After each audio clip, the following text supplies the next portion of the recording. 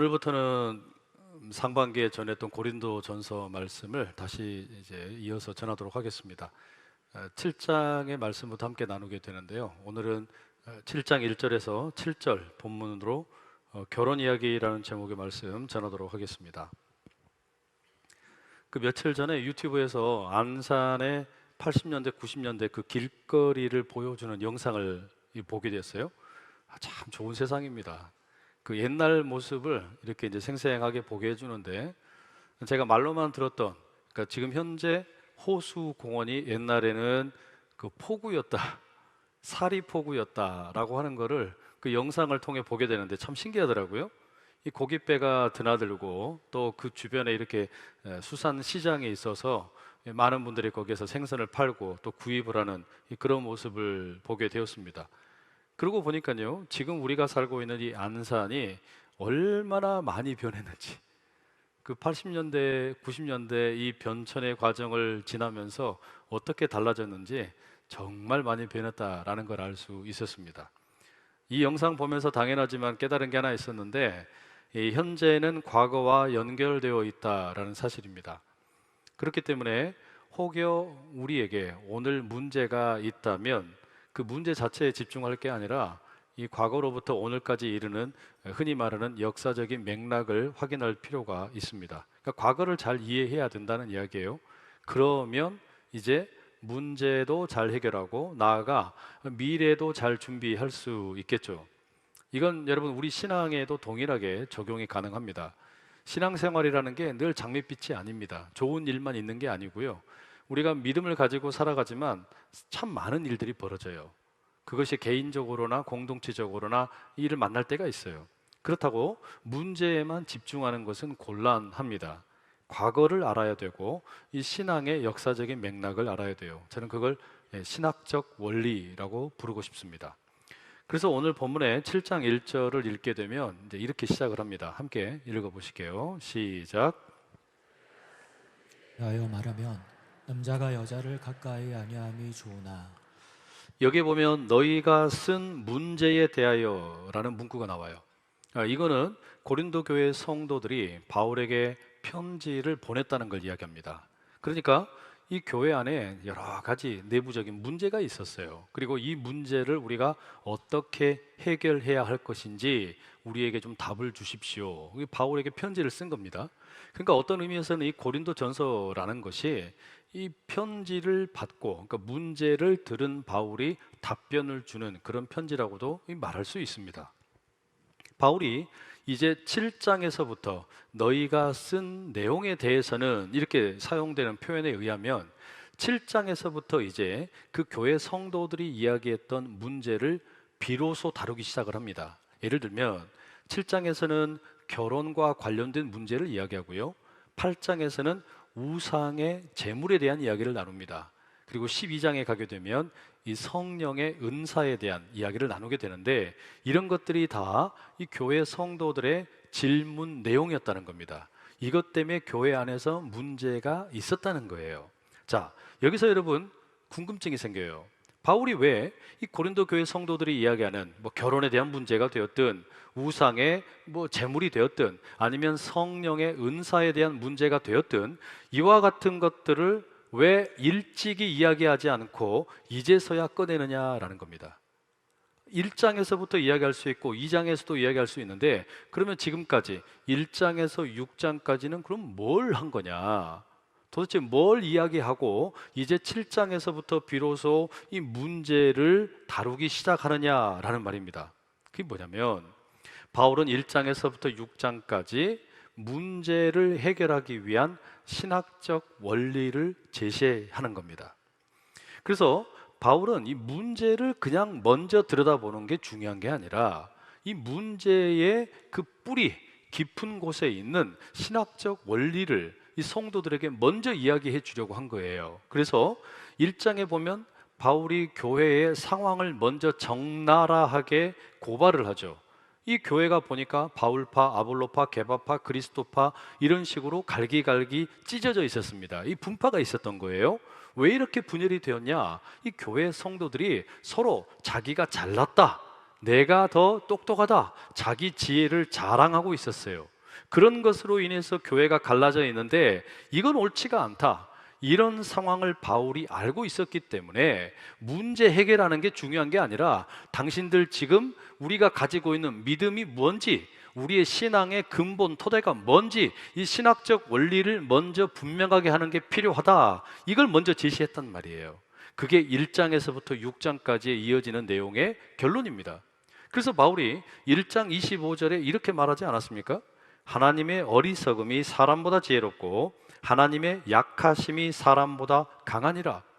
이게 무슨 이야기냐면 서로 지금 무슨 결혼을 가지고 따지고 또는 우상의 재물을 가지고 따지고 성령의 은사에 대해서 따지고 이렇게 하는데 이게 다 뭐가 깔려 있는 거냐면 그 밑바탕에 깔려 있는 그 배경은 뭐냐면 내가 더 똑똑하다는 거예요. 내가 더 지혜롭다는 겁니다. 그런데 그게 그렇지 않다라는 겁니다. 누가 더 지혜로운지, 누가 더 옳은지 이걸 가지고서 우리는 문제를 해결할 게 아니라 대원칙이 있다. 신학적인 원리가 있다. 그게 뭐냐? 첫째, 사람의 지혜보다 하나님의 어리석음이 더 뛰어나다. 둘째, 하나님의 어리석음이 곧 십자가의 복음이다. 셋째, 십자가의 복음이 우리를 구원했다. 넷째, 그러니 우리는 십자가의 복음으로 하나가 되어야 된다. 이게 바울이 이야기하는 일종의 문제 해결을 위한 기본으로 모두가 공통적으로 공유해야 하는 신학적 원리라는 겁니다.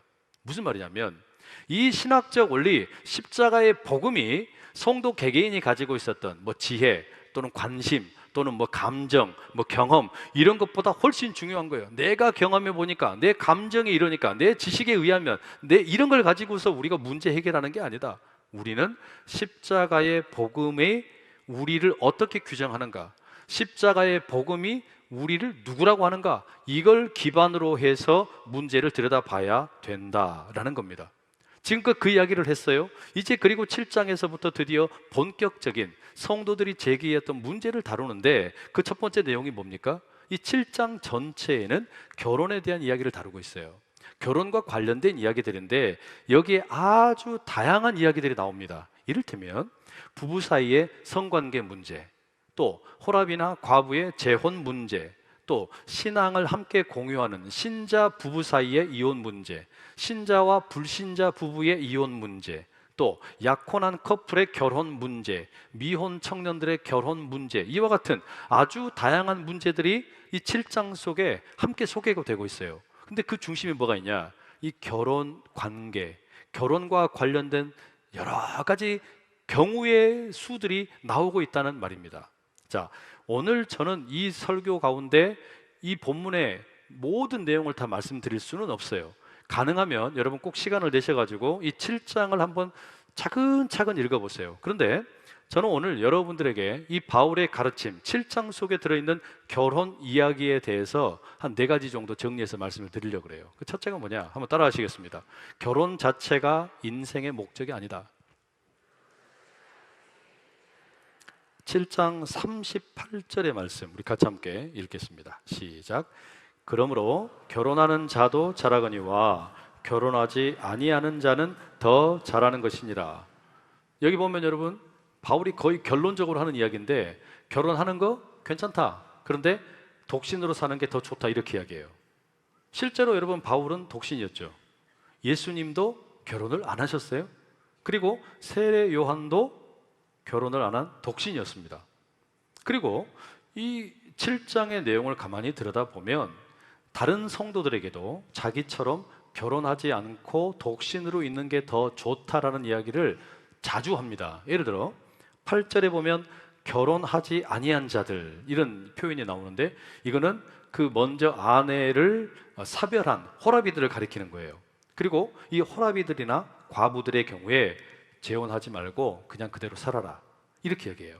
또 25절에 보면 처녀에 대하여 권면하는 내용이 나오는데 이 처녀는 누구를 가리키는 거냐면 이제 남자와 약혼을 한 여성들, 그러니까 말하자면 약혼을 한 경우에 어떻게 하냐? 결혼하지 마라, 그냥 그대로 살아라 이렇게 얘기하는 거예요.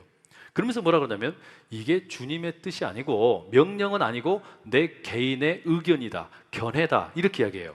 그러니까 바울의 어찌 보면은 결혼에 대한 어떤 그 기본적인 이해는 뭐냐? 결혼하는 거 괜찮다. 그러나 안 하는 게 더 좋다. 독신으로 사는 게 더 좋다는 거예요. 여기까지만 듣고서 잘 됐네. 내가 독신으로 사는 걸 잘한 거네. 이렇게 생각하는 분들 계실 텐데 조금 더 들으셔야 돼요. 그리고 내가 괜히 결혼해가지고 이놈의 인생이 아주 꼬여버렸다고 뭐 이렇게 생각하는 분들 계실지 모르는데 그것도 옳지 않아요. 조금 더 들어보세요. 그럼 바울이 왜 이 고린도 성도들에게 결혼을 하는 것도 좋지만 독신으로 사는 게 더 좋다라고 이야기할까? 그 이유가 뭐냐면 29절에 이렇게 말을 해요. 함께 읽습니다. 시작. 형제들아 내가 이 말을 하노니 그때가 단축하여진 고로 이후부터 안에 있는 자들은 없는 자 같이 하며. 바울이 여러분 지금 우리에게 독신이 더 좋다라고 이야기하는 것을 우리 모두를 향한 일반적인 원리로 받아들이면 조금 어렵습니다. 이유가 있어요. 바울이 왜 이렇게 그러면 다 되도록이면 결혼하지 말아라. 그리고 혹시 아내와 사별을 했거나 남편과 사별을 했으면 그냥 살아라. 아직 약혼만 한 상태라면 결혼하지 말아라. 이렇게 이야기하는 이유가 뭐냐?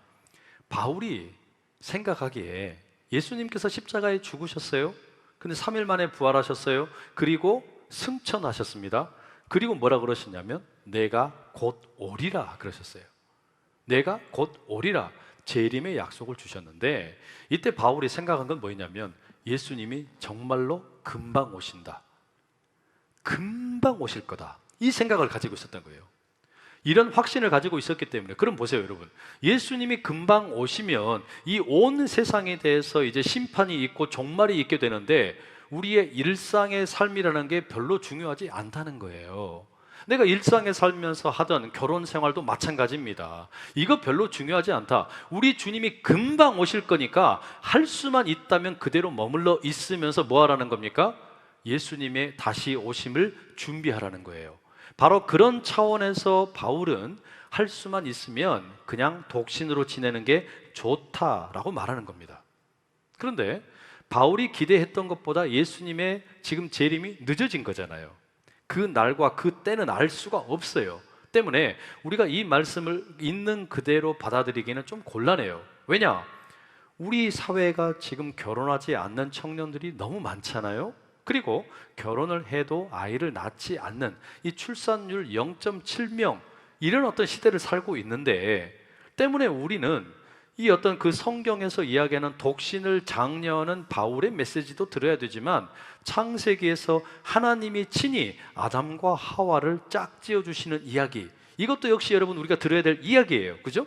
그래서 우리는 지금 결혼을 장려하는 게 중요합니다. 다만 문제는 뭐냐?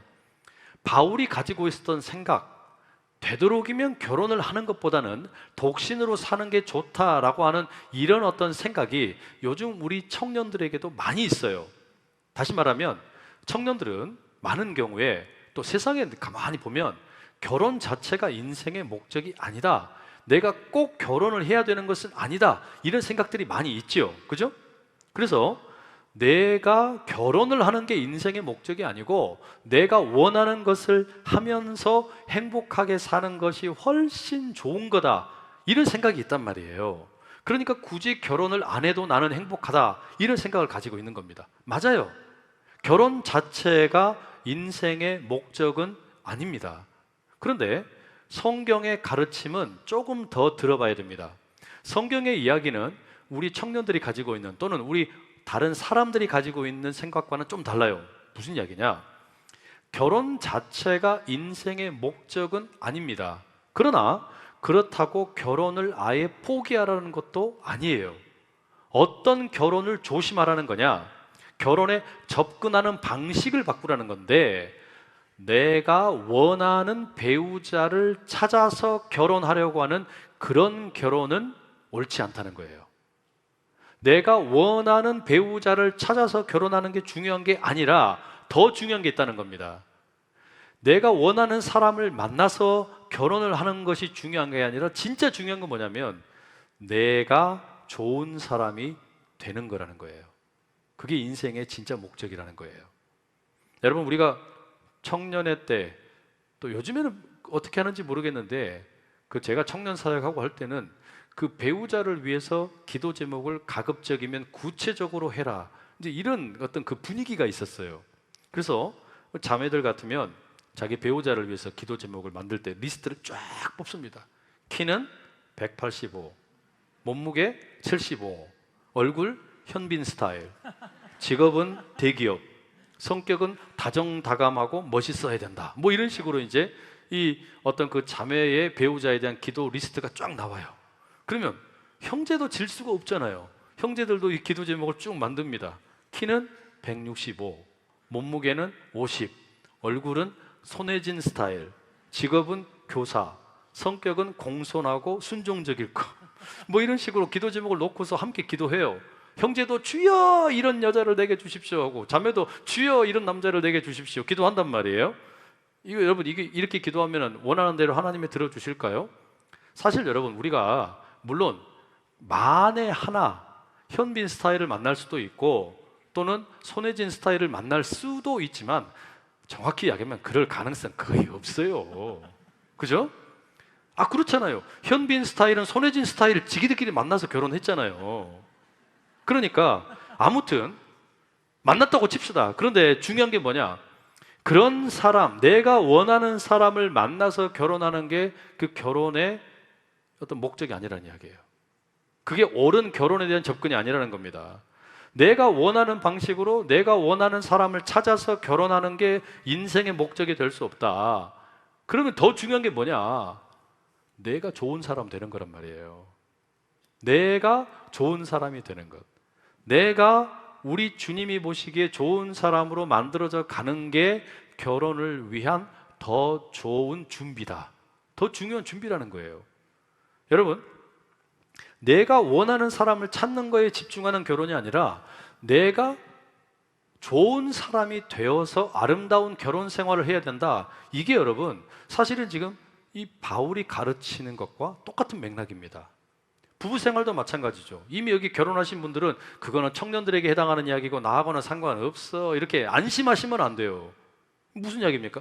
지금까지는 내 아내가, 내 남편이 내가 원하는 사람이 되기를 구하셨을지 모르지만 이 말씀을 들으시면 이제 어떻게 되는 겁니까? 그게 중요한 게 아니에요. 그럼 어떻게 해야 돼요? 내가 좋은 남편이 되고 내가 좋은 아내가 되는 게 하나님의 부르심이라는 거예요. 아멘도 안 하시네. 이게 여러분 하나님의 뜻이란 말이에요. 아멘 안 하실 거예요? 제가 다시 묻겠습니다. 나의 배우자가 내가 원하는 사람이 되는 게 중요한 게 아니라 내가 좋은 사람이 되는 것이 결혼 생활의 가장 중요한 목적인 줄로 믿습니다. 이제 보겠습니다. 주님이 보시기에 내가 좋은 사람 되는 것, 이게 여러분 우리 인생의 제일 중요한 목적이에요. 그러면 이제 질문이 생겨요. 내가 좋은 사람이 된다는 게 그럼 도대체 뭐냐? 주님이 보시기에 내가 좋은 사람으로 만들어져 간다는 건 그럼 그게 뭐냐? 사실 여러분, 우리는 여기에 대해서 별로 고민을 안 해요. 오히려 다른 사람이 얼마나 좋은 사람이 되느냐, 여기에만 맨날 관심이 있단 말이에요. 근데 성경 그렇게 이야기 안 해요. 바울도 그렇게 가르치지 않습니다. 자, 내가 좋은 사람이 된다는 게 뭐냐? 여기에 대해서 바울이 세 가지 이야기하는 겁니다. 그 첫 번째가 뭐냐면 따라하겠습니다. 나는 그리스도 안에서 완전함을 경험한다.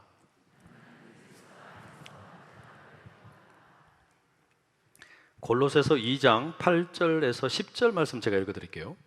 누가 철학과 헛된 속임수로 너희를 사로잡을까 주의하라. 이것은 사람의 전통과 세상의 초등 학문을 따름이요 그리스도를 따름이 아니니라. 그 안에는 신성의 모든 충만이 육체로 거하시고 너희도 그 안에서 충만하여졌으니 그는 모든 통치자와 권세의 머리시라. 이 말이 어떤 뜻이냐면, 그냥 간단히 요약하면 바울의 이야기가 이 세상의 가치관이나 지혜에 의해서 휩쓸리지 말라는 거예요. 그것이 우리를 완전하게 만들 수 없다는 겁니다. 그러면서 뭐라 그러냐? 우리의 인생은 오로지 10절에 의하면 너희도 그 안에서 충만하여졌으니, 이렇게 말을 하는데요. 이걸 영어 성경으로 읽으면 훨씬 더 이해가 쉽습니다. 킹 제임스 성경에 보면 이렇게 적어놨어요. You are complete in him, 이렇게 적어놨어요. 당신은 그분 안에서 완전하게 된다. 당신은 그리스도 안에서 완전하게 되고 당신은 그리스도 안에서 완성이 되고 당신은 그리스도 안에서 온전하게 된다라고 이야기하고 있어요. 여러분, 이게 무슨 이야기입니까? 내가 좋은 사람이 된다라는 게 무슨 뜻이냐면요, 다른 사람이 나의 부족함을 메워줘서 내가 좋은 사람 되는 게 아니에요. 내가 내 좋은 아내를 만나서, 내가 기대했던 남편을 만나서 내가 좋은 사람이 되는 게 아니라, 사람을 통해서 그게 채워지는 게 아니라, 일단 내가 좋은 사람이 되기 위한 첫 번째 출발 조건이 뭐냐면 내가 예수 그리스도 안에서 완전케 된다는 것을 믿는 겁니다. 이걸 먼저 경험해야 돼요. 내가 그리스도 안에서 완전케 된다. 골로새서 말씀이 그러잖아요. 당신은 주님 안에서 완전케 되는 거다. 여러분, 이걸 우리가 믿어야 돼요.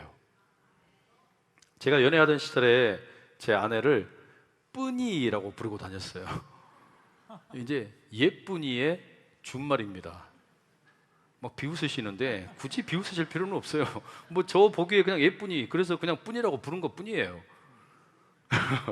그래서 그때는 연애할 때는 여름에 더워도 그냥 손 꼭 잡고 깍지 끼고 이렇게 막 다녔단 말이죠. 또 제 아내가 그때는 걸음걸이가 되게 느렸어요.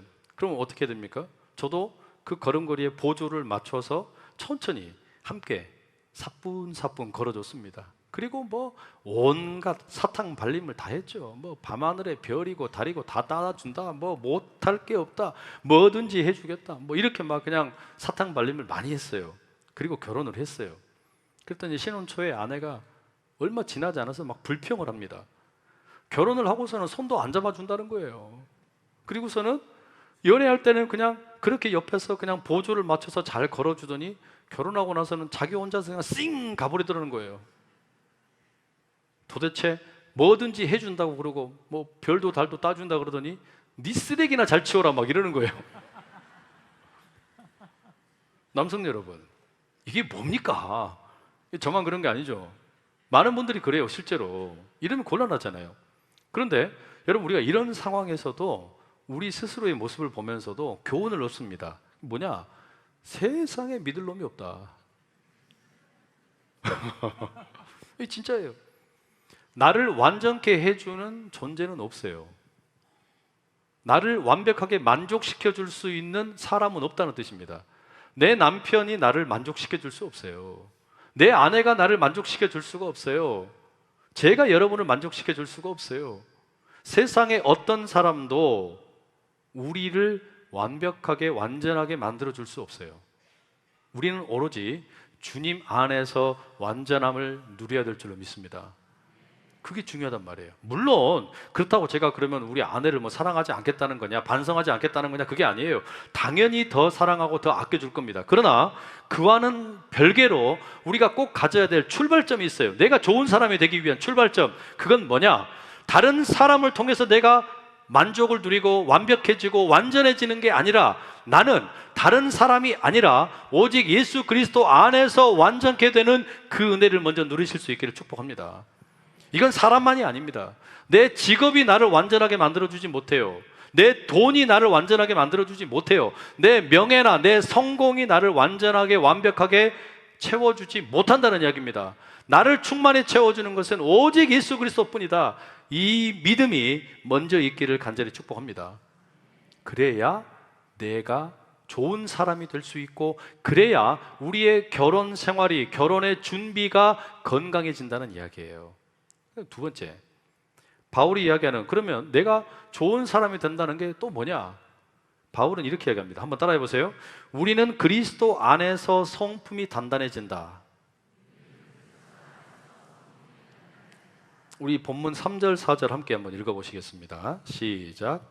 남편은 그 아내에 대한 의무를 다하고 아내도 그 남편에게 그렇게 할지라. 아내는 자기 몸을 주장하지 못하고 오직 그 남편이 하며, 남편도 그와 같이 자기 몸을 주장하지 못하고 오직 그 아내가 하나니.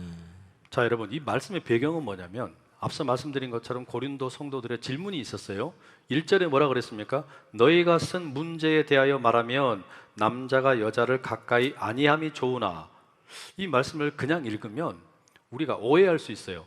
남자가 여자를 가까이 아니함이 좋으나, 이것이 바울이 그렇게 이야기했다는 거구나, 우리가 이렇게 생각할 수 있거든요. 근데 그 이야기가 아니에요.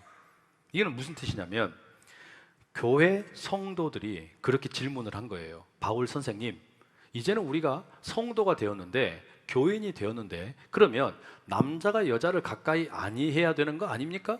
부부 가운데 성관계를 안 해야 되는 거 아닙니까?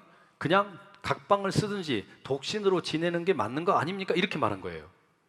자, 여러분, 그러니까 이 고린도 교회라는 게 참 독특한 교회입니다. 왜냐? 아주 극단적인 성윤리 두 가지를 함께 가지고 있었어요. 기억나실지 모르겠는데 고린도전서 5장 1절에 보면요, 아들이 자기 아버지의 아내랑 동침을 했어요. 그러면서도 뭐라 그래요? 난 떳떳하다, 난 자유롭다, 나는 이미 예수 그리스도를 통해서 구원받았기 때문에 나는 뭐든지 할 수 있다, 이런 어떤 완전히 극단적인 자유주의가 있었어요. 그리고 또 다른 한편에 오늘 7장 1절 읽어보니까 뭐라 그래요? 예수를 믿으면 우리는 완벽하게 금욕주의 생활을 해야 된다. 절대로 우리는 이제는 성은 더러운 거니까, 성은 지저분한 거니까 그런 건 절대로 관심을 가지면 안 된다. 이와 같은 극단적인 보수주의도 있었던 겁니다. 이게 여러분 기독교 역사에 보면 이게 항상 같이 있었어요. 그런데 바울은 이와 같은 어떤 이 후자의 논리죠. 우리는 예수 그리스도를 믿게 되었으니까 이제는 금욕 생활을 해야지, 다른 걸 탐하면 안 된다. 여기에 대해서 뭐라고 말하는 겁니까? 그건 옳지 않다. 이제는 뭐라 그래요? 음행을 피하기 위해서 남편은 아내를 가까이 두고 아내는 남편을 가까이 두는 게 맞는 거다. 그러니까 부부는 그대로 현 상태를 유지하는 것이 좋은 거다, 이렇게 이야기해요. 그리고 나서 3절과 4절에 뭐라고 그러냐면, 남편은 아내에 대해서 의무를 다하고 아내 역시 남편에 대해서 책임을 다해라, 이렇게 얘기합니다. 여러분, 이게 충격적인 말씀이에요. 왜냐하면 당시 사회의 기준으로 보면은 남편이 아내를 소유하고 있는 겁니다. 지배하고 있는 거예요. 그죠? 그러니까 남편은 아내를 자기 마음대로 부릴 수 있다, 이렇게 생각했단 말이에요. 그런데 바울은 거기서 그치는 게 아니라 아내 역시 남편을 주장할 수 있다고 이야기하는 거예요. 그러니까 이게 뭐냐면요, 부부 관계라는 게, 인간 관계라는 게 무슨 상명하복이나 또는 어떤 내가 누군가를 지배하고 조종하는 그런 어떤 관계가 아니라 오히려 상호 의존적이고 상호 복종적인 관계가 되어야 된다, 이렇게 이야기하고 있는 거예요. 이게 왜 중요하냐면요, 이것은 당시 세상이 이야기하던 논리를 완전히 거부하는 거기 때문에 그렇습니다. 세상의 논리 뭐라 그랬습니까? 남편이 아내 지배하는 거예요. 소유하는 거예요. 그런데 바울은 그걸 뭐라고 말하는 거예요? 그건 죄의 논리다. 죄의 논리. 여러분, 죄의 논리가 뭡니까? 죄의 논리는 다른 게 아니에요. 내가 더 옳다, 내가 더 정의롭다, 내가 더 의롭다, 이걸 기반으로 해서 다른 사람의 약점을 공격하고 다른 사람의 죄를 지적을 해서 내가 의롭다는 걸 드러내는 거예요. 이게 세상의 일반적인 논리입니다. 이게 세상이 가르치는 일반적인 우리의 성품을 기르는 방법이에요. 그런데 성도는 그래서는 안 된다는 겁니다. 성도는 뭐라고 그러냐? 나를 의롭게 하고 나를 깨끗하게 하는 것은 죄의 논리가 아니라 은혜의 논리라는 거예요. 앞서서 바울이 그랬잖아요. 내가 좋은 사람 되기 위해서 첫 번째 필요한 게 뭡니까? 나를 완벽하게 하는 것은 사람이 아니라 그리스도라고 그랬잖아요. 왜? 내가 완벽해서가 아니라 예수 그리스도께서 완전하시기 때문에 그 안에서 내가 은혜를 입어서 완전해지는 거예요. 그러니 그것을 경험한 사람은 뭘 말하는 거냐? 나의 성품은 죄의 논리에 기반을 해서 다른 누군가를 깎아내려서 내가 좋아지는 게 아니라 나는 이 은혜에 기반을 한 성품을 다듬어 가는 거예요. 쉽게 말하면 세상이 이야기하는 죄의 논리가 아니라 은혜에 기반을 해서 우리는 서로 상호 보완적인, 상호 복종하는 이런 관계를 만들어갈 필요가 있다는 거예요.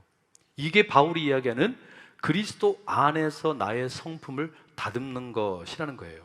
여러분, 바라기는 우리가 좋은 사람이 된다라는 거, 죄의 논리가 아니라 은혜의 논리 가운데서 상호 건강한 관계를 세워가는 성품이 우리 가운데 다듬어질 수 있기를 축복합니다. 그럼 여러분, 싸울 일이 없어요. 부부 가운데 다툴 일이 없다는 이야기예요. 그죠? 자, 세 번째. 자, 바울이 내가 원하는 사람을 만나서 결혼하는 게 인생의 목적이 되면 안 된다. 더 중요한 것은 내가 좋은 사람이 되어야 된다 그랬어요. 내가 좋은 사람이 되는 게 뭐냐? 다른 것으로 나를 만족시키거나 채우려고 하지 말고 그리스도 안에서 내가 완벽해지는 것을 경험해라 그랬어요. 그 다음에 두 번째, 죄의 논리로 나를 의롭게 만들고 성품을 다듬는 게 아니라 은혜에 기반하여 상호 의존적이고 상호 복종하는 그런 이 성품을 길러라 이야기했단 말이에요. 마지막 세 번째가 뭐냐? 한번 따라하겠습니다. 복음의 능력이 죄의 힘보다 강함을 경험한다. 우리 7장 14절 말씀, 너무 중요한 말씀이에요. 함께 같이 읽겠습니다. 시작. 믿지 아니하는 남편이 아내로 말미암아 거룩하게 되고 믿지 아니하는 아내가 남편으로 말미암아 거룩하게 되나니 그렇지 아니하면 너희 자녀도 깨끗하지 못하니라. 그러나 이제 거룩하니라. 여러분, 이 말씀의 배경이 뭐냐? 이 고린도 교회 성도들 중에 신자와 신자가 만나서 결혼하는 경우도 있었지만 신자와 불신자가 만나서 결혼하는 경우도 있었겠죠. 그죠? 근데 이 신자와 불신자가 만나서 결혼할 때 이혼을 가급적이면 하지 마라 그런 거예요. 그럼 언제 이혼하냐? 불신자 배우자가 요구할 때, 그러면 어쩔 수 없이 이혼을 해도 되지만 그래도 가급적이면 안 하는 게 좋다. 이게 바울의 어떤 주장입니다. 자, 그런데 여기에서 바울이 주는 권면이 뭐냐면요, 기가 막힌 거예요. 불신자인 배우자가 신자를 통해서 거룩하게 된다라는 거예요. 신자의 능력이, 복음의 능력이 불신자의 그 죄를 덮어버리고 깨끗하게 할 수 있다라고 지금 이야기하는 겁니다. 여러분, 이게 왜 충격적이냐면 그 유대교의 관습, 우리가 알고 있는 구약의 율법에 의하면 뭐라고 그럽니까?